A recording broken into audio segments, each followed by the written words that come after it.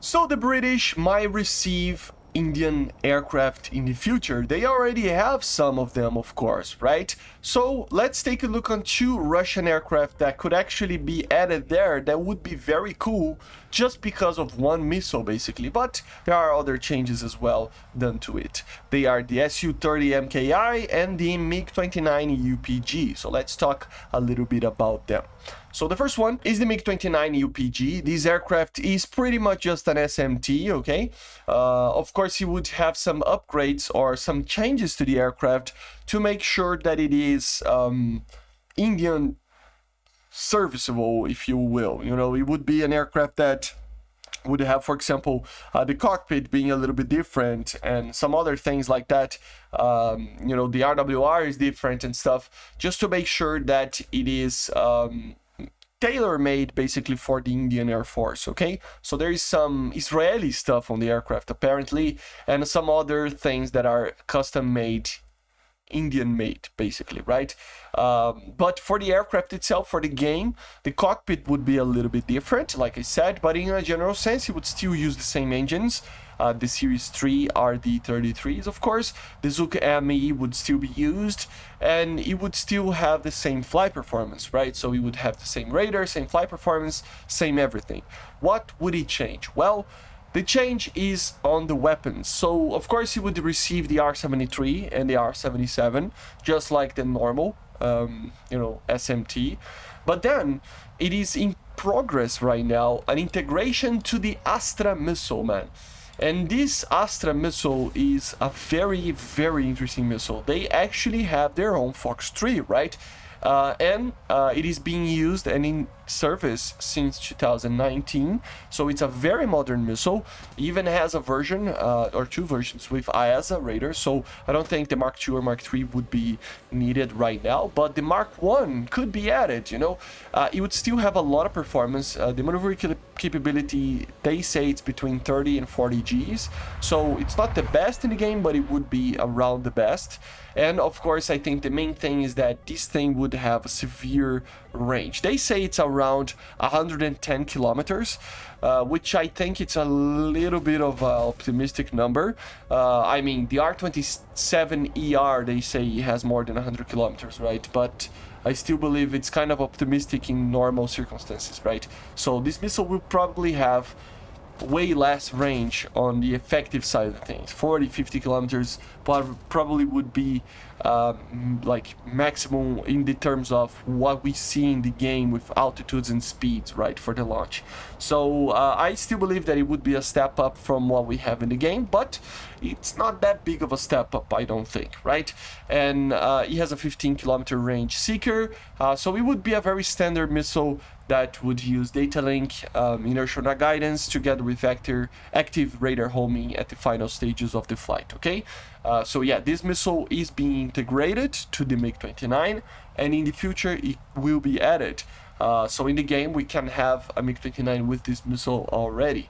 Other things, of course, include the KH-29s, the Ka-500s, the S8 rockets, and some other things that we don't have in the game. But the UPG would obviously have some different things, like, for example, the Lightning pod, some Indian pods as well, the Sudarshan LBG, so the laser-guided bomb that it's made for India, that is very much similar to the British one. It looks very similar to those. So, yeah, in the future they plan to add the BrahMos, which is an anti-ship missile, the Rudram, which is an anti-radiation missile. So, yeah, this wouldn't count too much for the game, but still, a MiG-29 UPG with a very, very good BVR missile to make sure that even with the worst flight performance compared to some of the other aircraft, it would still fight on, and some different pods and systems and RWRs and stuff. So that would be a very cool aircraft. Tech 3, premium, I don't care, I just want this UPG being added. And then the second aircraft would be of course, the SU30 MKI. This aircraft is basically the basis for the SU30 SM. So let's talk about the differences that it has and why would it be so cool. So the idea here is pretty much the same as the UPG, but with a little bit more changes compared to the Russian counterpart. So this aircraft would still have the canard design, it would still have the bars radar, same radar, course, internally, maybe in real life, it has some tiny differences, but being an export model and stuff. But at the end of the day, it would still be a Bars radar, of course. It will, of course, use avionics made by other countries, French, Indian, Israeli. The displays, the the RWR, apparently Israeli, Russian mix. So yeah, there is all sorts of stuff out there that would be tiny little differences. In the game, it would probably be the RWR, and the cockpit design would probably be a little bit different, but not by much.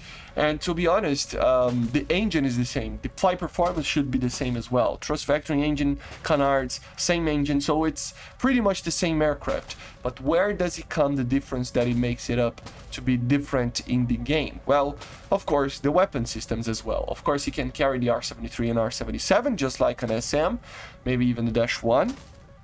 But as a counter, it has the Astra integration in it. They actually tested even the Python 5 and the Derby missile onto that aircraft, and even they say that they were testing the SRAM missile there for a later upgrade. So yeah, it's a possibility that any of these missiles, if Gaijin really finds proof that everything went well with the tests and everything, of course, these are very much classified tests and stuff, you would see these missiles being added to the SU30. On the very least, the Astra would be there, so a massive upgrade to the normal R-77 in terms of BVR, and comparable or even better than the Dash 1, right? So it's a very, very cool aircraft just because of that. Of course, air-to-ground capability would include the KH-29s, CABs, stuff like that, but also it can carry the spice bombs, the Sudarshan as well, that I talked about before, laser-guided bomb, and even the BrahMos, a cruise missile, if they want to add that later. Anti-ship versions as well, and anti-radiation missiles as well are being integrated to these to these aircraft that are Indian made, right? So all sorts of cool missiles and different weapon systems that can be added here. You've got to think that all of these aircraft, they basically received kind of an open architecture over here a little bit, on the sense of having a better integration of Western stuff, not really Western, but like Indian. So, and then the Indians contract the Israelis or the French to do some of this stuff. So at the end of the day, it has a lot more of a mixed air feeling on the aircraft. It is a Russian aircraft, but it has stuff from Israel, stuff from the French, stuff from the Indians themselves, right? So it is a very cool aircraft, and I think just needs to be added. Tech 3 or not, premium, I don't care, it would still be cool to see these aircraft. And basically this is it, guys. So these are the Indian Russian aircraft that I think needs to be added. I really don't care too much about certain nations having exclusivity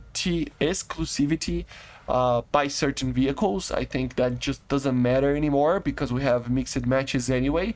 So having the British maybe having that is the only type of aircraft that we might actually be able to add in the future for them, because if not, that's kind of it. It's another Eurofighter or an F-35 when the time comes, but everything else is already added. So the British can have some help from the other countries to actually have some cool vehicles on their tech tree. But basically this is it. Let me know in the comments if you think that these aircraft should be added. See you guys on the next one. Make sure to subscribe, leave a like, leave a comment, and bye.